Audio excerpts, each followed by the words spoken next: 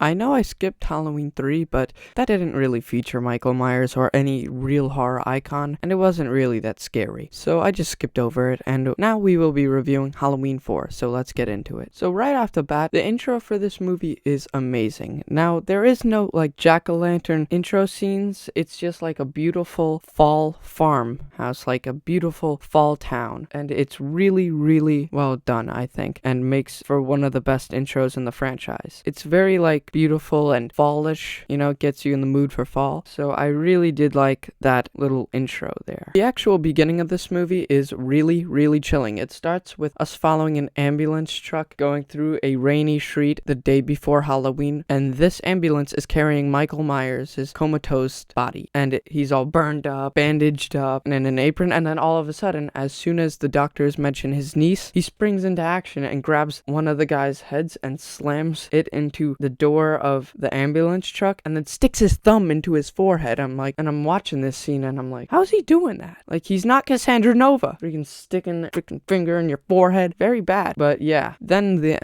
ambulance truck ends up crashing. So very, very chilling opening right there. Then after this scene, we are introduced to our final girl for these next two movies, Jamie Lloyd. And honestly, I'm happy with this decision, Like, we need like a new final girl other than Laurie to follow in this franchise. This final girl will totally not be wasted in any way. I'm looking at you, Halloween 6. But anyway, then we get to see our final girl's older adoption sister, Rachel. Well, she's not a wasted character, right? Nothing bad will happen to her in the next one, right? Yeah, you all know she dies. Damn.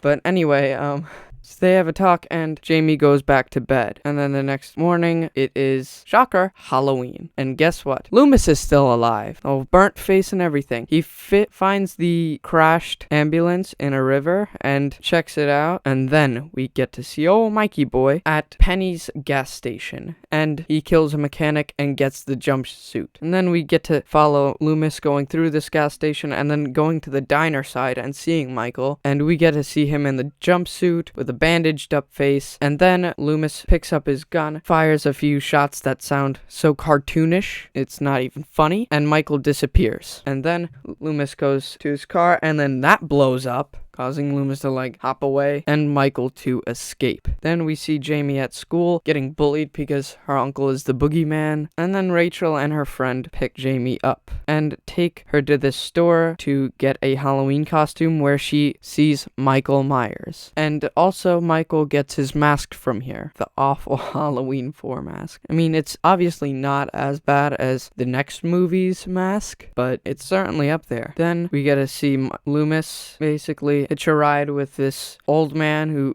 loved the Bible and loves Jesus, which I respect, and he sings this song and Loomis is smiling while drinking some alcohol. And then it's Halloween night, everybody's trick-or-treating, and this is when Rachel breaks up with her boyfriend because boyfriend's cheating on her with the sheriff's daughter. So then she starts to wear sheriffs do it by the book, and that's a very famous shirt and line in the Halloween franchise, I guess. While this is all happening, good old Mikey boy is killing some freaking electricians. Poor Bucky was just trying to do his job. Bro threw him in an electric chamber and electrocuted him to death, taking out all the power in Haddonfield, causing everybody to go into a panic and protect Jamie and Rachel. And then we have this entire mob of bar patrons, and they kill this innocent guy just taking a piss in a bush. And then there's this very, very weird scene where they see a bunch of Michael Myers, and then they catch the teens in the act. And, well, almost. And they're shutting everything down. They're protecting the entire house from Michael Myers. And Brady, Rachel's ex-boyfriend, is there with them. And once Michael's in the house, he kills Brady's new girlfriend by impaling her with a shotgun. By the way, awesome kill. When I first saw this, I was afraid that Michael was going to use a gun. Because in horror movies, you never really want to see horror icons like Michael Myers, Jason, Ghostface, Art the Clown use guns, even though Art has used guns before. But back to the subject at hand, Michael Myers or any horror icons really shouldn't be using guns because it's too quick and they know it, and also like it's a slasher genre, so you're not really supposed to be shot. So instead of shooting her, she gets impaled with the shotgun. Awesome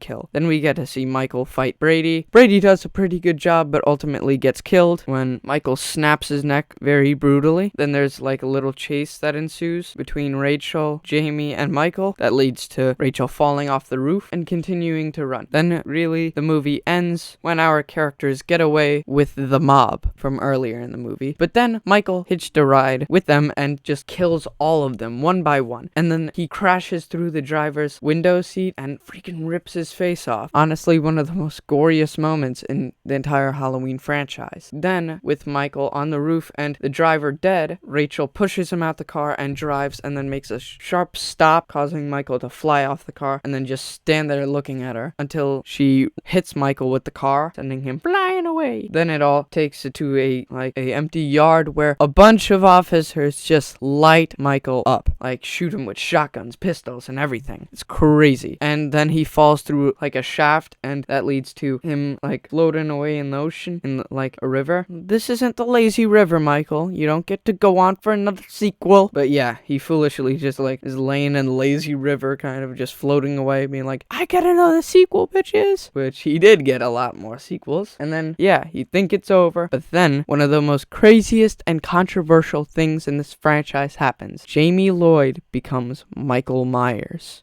and apparently kills her foster mother, and you see her in the clown outfit that's very reminiscent of Michael's outfit from when he was 6 years old and killing his sister. You gotta see in the mask. And bro, Loomis did not wait a second. He was ready to kill Jamie. He immediately pointed up his gun and was ready to shoot her, and then the sheriff had to stop him because it's a little girl. But boy, will this story thread be answered in the 5th movie. Not in the way we want. I mean, honestly, I'm not too disappointed with the choice of Michael Myers coming back and Jamie Lloyd not being the Shape, because honestly, it's Michael Myers' franchise. Should not be passing the torch. But yeah, that's really when the movie ends. Now, of course, this is obviously not even close to as good as the original and the sequel, but it's still fun for me, you know? And it's fun for a lot of fans of the franchise, you know? It's still a good movie. Of course, there's some flaws, but nothing too major. It's still a really, really solid, good movie and a good continuation of the franchise. So overall, I am gonna give this an 8 out of 10. It's almost perfect, but not really. But that's really all I have to say about this movie. Bye, guys.